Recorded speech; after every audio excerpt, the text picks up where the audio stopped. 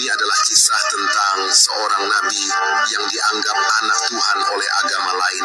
Sementara itu Isa adalah putra seorang wanita solehah bernama Maryam. Kita akan membahas tentang peristiwa penyaliban Nabi Isa atas perintah dari Raja Zalim bernama Herodes. Nabi Isa alaihissalam lahir di Bethlehem, Palestina. Beliau lahir dari rahim seorang wanita perawan yang suci bernama Maryam binti Imran. Menurut ajaran Islam, kelahiran Nabi Isa tanpa ayah adalah salah satu mukjizat Allah Subhanahu wa Ta'ala, menggarisbawahi kekuasaannya yang tak terbatas.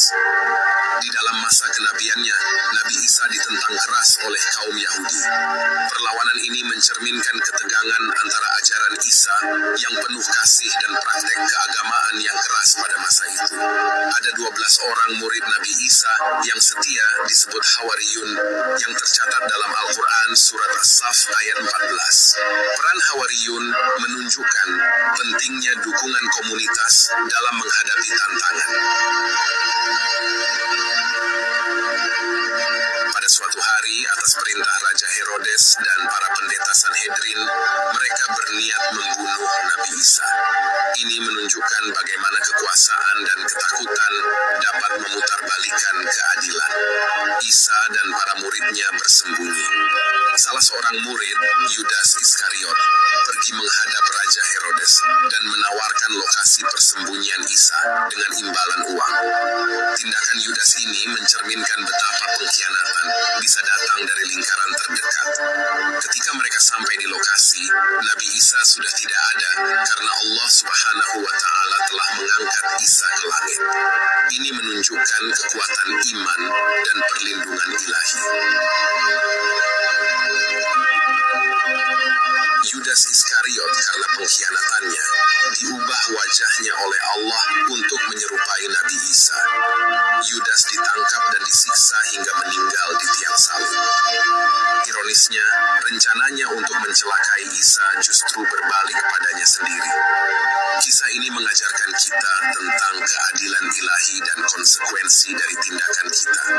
Peristiwa ini juga menekankan kepercayaan Islam bahwa Isa tidak pernah disalib, melainkan Allah melindunginya dari musuh-musuhnya. Sobat channel Kabar Langit, dalam tafsir Ibnu Katsir tidak disebutkan secara pasti siapa yang disalib, hanya ditegaskan bahwa yang disalib adalah orang lain, sementara Isa diangkat ke langit. Ketiadaan kesepakatan tentang identitas orang yang disalib menggarisbawahi konsep dalam Islam bahwa sejarah seringkali bersifat multi-interpretatif. Orang-orang Yahudi pun ragu-ragu apakah benar yang mereka salib itu adalah Isa, karena ketika mereka hitung jumlah Isa dan muridnya hanya ada 12, bukan 13. Ini mencerminkan kebingungan dan ketidakpastian yang sering menyertai peristiwa bersejarah, terutama ketika terjadi manipulasi atau kesalahan persepsi. Hingga kini, Nabi Isa masih hidup dan berada di atas langit. Dalam Islam, kepercayaan akan kehidupan Isa di langit mengandung implikasi teologis yang mendalam, menegaskan kekuasaan Allah Subhanahu wa Ta'ala dan rencananya yang maha luas. Sebagai umat Muslim, kita wajib mempercayai bahwa Isa tidak pernah mati di tiang salib.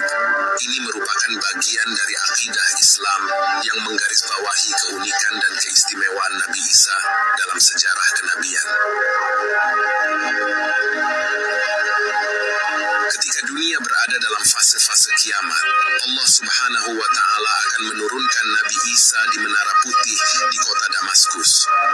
Penurunan Isa kembali ke bumi adalah salah satu tanda kiamat yang paling penting dalam ajaran Islam, menunjukkan peran sentral Isa dalam eskatologi Islam.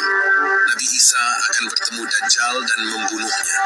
Pertemuan ini sering ditafsirkan sebagai simbol perjuangan antara kebenaran dan kebatilan, serta akhir dari fitnah dan kerusakan di bumi. Nabi Isa alaihissalam akan tampil di tengah kaum muslimin sebagai pengikut risalah Muhammad Shallallahu Alaihi Wasallam, memakai syariat berdasarkan Al-Quran dan Sunnah. Kembalinya Isa dan pemenuhannya terhadap ajaran Islam menjadi simbol persatuan umat beragama, serta penegasan bahwa pesan kenabian adalah universal dan berkesinambungan. Sobat channel Kabar Langit, ini adalah kisah penyaliban Nabi Isa. Memang banyak menimbulkan perdebatan tentang kisah ini. Kami akan menyoroti apa yang menyebabkan kaum Yahudi begitu membenci Nabi Isa sehingga harus membunuhnya. Mari kita bahas lebih dalam fakta sejarah ini. Keberatan dan penentangan kaum Yahudi terhadap Nabi Isa alaihissalam dapat dianalisis dari berbagai perspektif, terutama dalam konteks sejarah, sosial, dan teologis yang terkait erat dengan latar belakang masyarakat Yahudi pada masa itu. Berikut adalah beberapa perspektif yang menjelaskan alasan-alasan penentangan mereka. Konflik teologis. Salah satu alasan utama penentangan kaum Yahudi terhadap Nabi Isa adalah konflik teologis. Ajaran Nabi Isa yang menekankan kasih sayang, pengampunan, dan spiritualitas yang mendalam seringkali bertentangan dengan interpretasi hukum Taurat yang lebih literal dan ketat yang dianut oleh banyak pemimpin Yahudi saat itu. Nabi Isa juga menantang otoritas dan interpretasi agama yang dilakukan oleh para pemuka agama Yahudi yang dianggapnya telah menyimpang dari esensi sejati ajaran Taurat. Ancaman terhadap struktur kekuasaan. Nabi Isa dengan popularitas dan pengaruhnya yang berkembang dianggap sebagai ancaman terhadap struktur kekuasaan dan status quo yang ada. Pemuka agama dan elit politik Yahudi saat itu mungkin merasa terancam oleh pengaruh Nabi Isa karena beliau mendorong perubahan sosial dan keagamaan yang dapat mengurangi kekuatan mereka.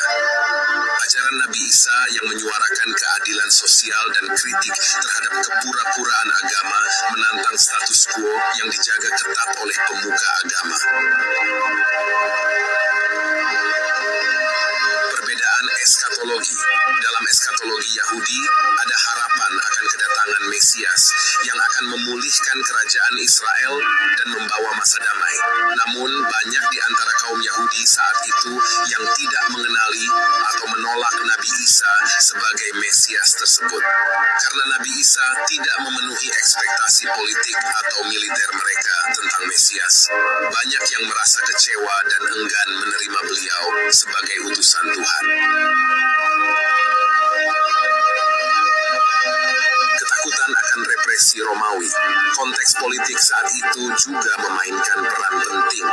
Wilayah Palestina berada di bawah kekuasaan Romawi dan ada kekhawatiran bahwa ajaran Nabi Isa dapat memicu pemberontakan atau konflik yang akan menarik perhatian dan represi dari pemerintah Romawi. Pemimpin Yahudi mungkin khawatir bahwa dukungan terhadap Nabi Isa bisa memicu reaksi keras dari Romawi yang dapat membahayakan posisi mereka dan keberlangsungan masyarakat Yahudi. Kesalahpahaman dan penyebaran informasi yang keliru. Terakhir, ketidakpahaman atau kesalahpahaman tentang ajaran Nabi Isa juga berperan dalam penentangannya. Ajaran Nabi Isa yang revolusioner dan metaforis seringkali disalahartikan, baik oleh pengikutnya maupun oleh lawan-lawannya. Penyebaran informasi yang keliru, baik secara sengaja maupun tidak, mungkin telah memperburuk ketegangan dan ketidakpercayaan antara Nabi Isa dan pemimpin Yahudi. Keseluruhan faktor ini, baik secara individu maupun bersama-sama, berkontribusi pada penentangan yang dihadapi Nabi Isa dari kaum Yahudi pada masanya. Penentangan ini mencerminkan kompleksitas interaksi sosial, politik, dan agama pada zaman tersebut.